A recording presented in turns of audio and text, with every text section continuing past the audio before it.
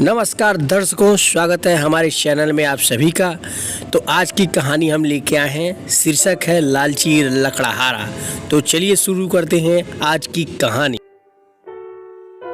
सोहनपुर गांव में रामलाल नाम का एक लकड़हारा रहता था। वह अपनी जीविका चलाने के लिए गांव के पास के ही जंगल से रोज लकड़ियां चुनता और उसे बेचकर कुछ पैसे कमा लेता था। इसी तरह उसका गुजारा चल रहा था। कुछ दिनों बाद रामलाल की शादी हो गई। उसकी पत्नी बड़ी खर्चीली थी, इसलिए अब उतनी लकड़ियों को बेचकर घर चलाना मुश्किल हो गया था। ऊपर से रामलाल की पत्नी कभी नए कपड़े खरीदने के लिए तो कभी किसी दूसरी चीज़ों के लिए रामलाल से बार बार पैसे मांगती थी। अगर पैसे ना मिले तो रूठ जाती थी। रामलाल अपनी पत्नी से बहुत प्यार करता था, इसीलिए उसकी नाराज़गी को बर्दाश्त नहीं कर पाता था। रामलाल ने ठान लिया कि वो अब ज़्यादा लकड़ियाँ इकट्ठा करके बेचेगा ताकि उसकी पत्नी को रोज रोज पैसे की कमी ना हो। पत्नी की इच्छा पूरी करने के लिए आज रामलाल घने जंगल तक चला गया और बहुत सारी लकड़ियाँ चुनकर बाजार में बेच दी।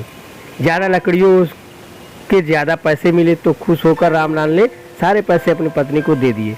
अब रोज रामलाल ऐसा ही करने लगा। देखते ही देखते उसके मन में लालच इतना बढ़ गया कि उसने धीरे धीरे पेड़ काटना भी शुरू कर दिया। पेड़ काटने से ज़्यादा लकड़ियाँ हो जाती थी और उससे अधिक दाम मिलने लगे। लकड़हारा हर हफ्ते एक पेड़ काटता और लकड़ियाँ बेचकर मिलने वाले पैसों से अपनी पत्नी की शौक पूरा करता। अब पैसे ज़्यादा आ रहे थे तो घर भी अच्छे से चल रहा था। धीरे धीरे रामलाल ने पैसे को जुए में लगाना शुरू कर दिया। जुए खेलने की लत ऐसी लगी कि रामलाल एक मोटी रकम उसमें हार गया। अब इस रकम को चुकाने के लिए रामलाल ने एक दो मोटे पेड़ काटने का फैसला लिया। जैसे ही रामलाल ने जंगल में जाकर अपनी कुल्हाड़ी को एक बड़े पेड़ पर चलाने की कोशिश की तो उस पेड़ की टहनी ने उस पर हमला कर दिया।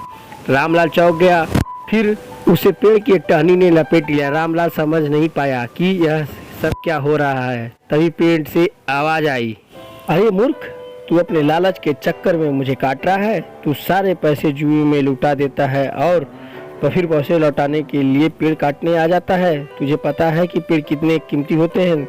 हमारे अंदर भी जान बसती है और तुम इंसानों को जीने के लिए हवा, धूप में छाया और भूख को शांत करने के लिए फल देते हैं, लेकिन तू अपने स्वार्थ के लिए हमें काट रहा है। पेड़ ने कहा, आज तू रुक, यही कुल्हाड़ी मैं अब तुम्हारे ऊपर चलाऊंगी। पेड़ की टहनी कुल्हाड़ी से रामलाल पर वार करने ही वाली थी कि वह गिड़गिड़ाने लगा। उसने माफ़ी मांगते हुए कहा, मुझसे गलती हुई है, लेकिन मुझे सुधरने का एक मौका दो। अगर आप मुझे मार दोगे तो मेरी पत्नी का क्या होगा? वो अकेली पड़ जाएगी और आज से मैं किसी पेड़ को नहीं काटूंगा, प्रण लेता हूँ। यह सुनकर पेड़ को रामलाल के ऊपर दया आ गई। उसने रामलाल को छोड़ दिया। छूटते ही रामलाल भागकर अपने घर गया और पैसों के लालच में न आने का संकल्प लिया। आज की कहानी की सीख, लालच में आकर पर्यावरण के साथ खिलवाड़ नहीं करना चाहिए। हमें ऑक्सीजन पेड़ से ही मिलती है, इन्हें काटकर हम खुद अपने जीवन में संकट ला रहे हैं। थैंक यू फॉर वॉचिंग दर्शकों। अगर आप हमारे चैनल पर नए हैं तो चैनल को लाइक कीजिए, सब्सक्राइब कीजिए, कमेंट कीजिए और मिलते हैं अगली वीडियो में एक अलग कहानी के साथ। तब तक लिए दीजिए इजाज़त। धन्यवाद।